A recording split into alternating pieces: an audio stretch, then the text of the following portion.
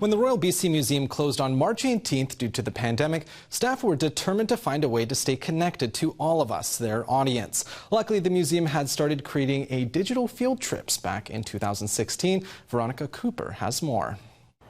All right, so hello museum families, and welcome to RBCM at Home Kids, a play date through screens across British Columbia and the world. A play date that's educational too. Emily Carr used to live right down the street from where the Royal BC Museum is now. Before the pandemic, the museum's learning center was a busy place. We went from 20,000 self-guided visits, about 10,000 kids coming in school programs, thousands of people coming for our events like lectures and evening workshops and parties, to nothing.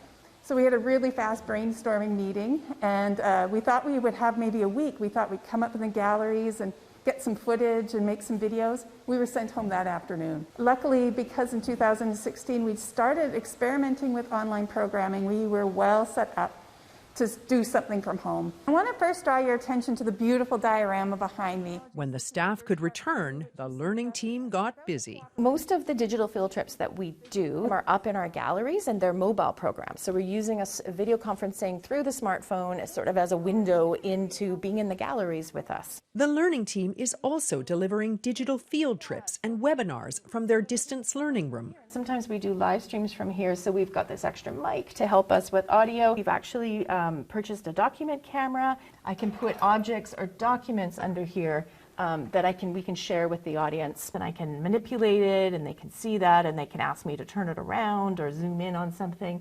Many fascinating educational webinars can be found on the museum's YouTube channel. We've got much more popular with our school program bookings, but it's not just schools booking us. We found that we've had seniors' homes reach out to us, clubs as well, and I think the real silver lining of all of this is that we're having a much broader reach across the province. The learning team recently received an email from a seniors' home in Kelowna. And one of the residents said, "We don't have to worry about missing out because we have people bringing the world to us." So it's exactly what we were hoping we could do with programs like these. Learn more about all the digital learning programs at the royalbcmuseum.bc.ca.